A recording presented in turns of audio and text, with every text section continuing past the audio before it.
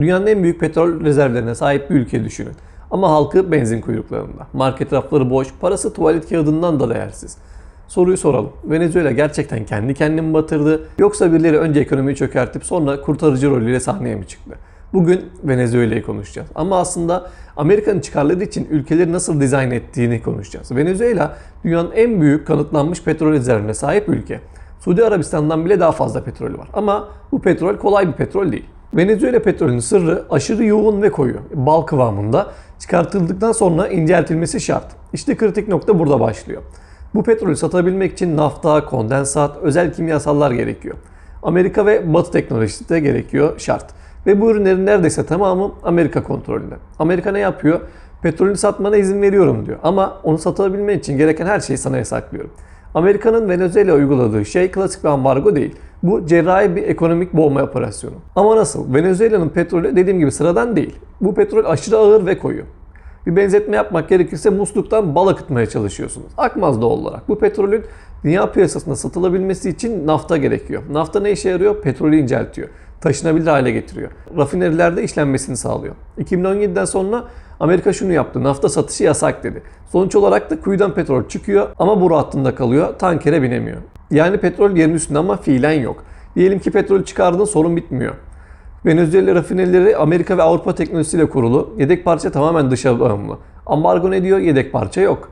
Yazılım güncellemesi yok, teknik servisi yok. Bir parça bozuluyor, rafineri komple duruyor. Bu da şu demek, petrol üretimi duruyor. İç piyasada bile benzin krizi başlıyor. Petrol ülkesi benzini karneyle verir hale geliyor. Amerika sadece malı değil, parayı da kilitliyor. Venezuela devlet şirketleri borçlanamıyor, tahvil satamıyor, kredi alamıyor. Daha kötüsü Amerika finans sistemine bağlı bankalar işlem yapamıyor. Yani petrolü sattın diyelim, para gelmiyor. Bu noktada ekonomi için ölümcül olan şey başlıyor. Döviz rezervleri eriyor. Merkez Bankası para basmak zorunda kalıyor ve enflasyon patlıyor. Yani petrolü çıkartıyorsun ama yoğun olduğu için boruya veremiyorsun. Hadi diyelim onu başardın. Yani bir şekilde işledin, sattın, parayı alamıyorsun. Petrol taşımacılığı şu üç şeye bağlıdır. Tanker, sigorta ve liman kabulü. Amerika baskısıyla uluslararası sigorta şirketleri Venezuela petrolünü sigortalamıyor. Sigorta yoksa limanlar tankerleri kabul etmiyor. Kaza riski nedeniyle denize açılamıyor. Yani tanker limanda duruyor, petrol içeride çürüyor. Bu sessiz ama ölümcül bir ambargo. En kritik noktası da şu. Diyelim ki petrol gizli yollardan satıldı. Alıcı bulundu. Peki para? Swift işlemlerinde bloke var. Amerika bankaları transferi durduruyor, hesapları donduruyor. Sonuç olarak petrol satılıyor ama karşılığı alınamıyor. Bu bir ticaret değil. Bu zorla bedava teslimat.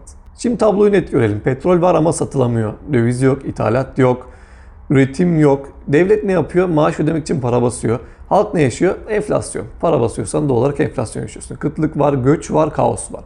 Ve dünya şunu izliyor. Venezuela çöktü. Hayır, Venezuela çökertildi. Bu noktada küresel medya devreye giriyor. Manşetlerde işte Maduro beceriksiz, sosyalizm iflas etti, Venezuela kendi kendine batırdı tarzı şeyler. Peki gerçek ne? Evet, Maduro hatalar yaptı. Zaten bir diktatör, bunu biliyoruz. Hani kimse bunu çok tasvip etmiyor. Ama buradaki tüm sorun Maduro değil. Popülist politikalar uyguladığı, para bastığı ama ekonominin ana damarı Amerika tarafından bilerek kesildi. Bu klasik bir yöntemdir. Önce dış kaynakları kes, enflasyonu patlat, halkı yoksullaştır, sonra da halk ayaklandığı ya da şimdi olduğu gibi uyuşturucu ticareti yapılıyor de.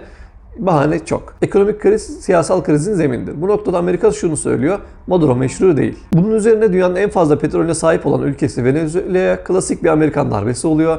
Ve ekonomik sıkıntılardan bunalan halk seviniyor. Bunu gördünüz. Maduro tutuklandı. Evinden yatağından alıp götürüldü.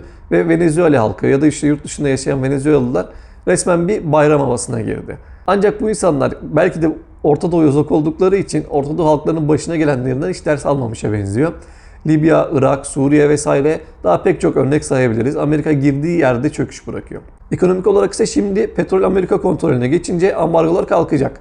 Ve bu yoğun petrol inceltilerek kullanıma hazır hale getirilecek.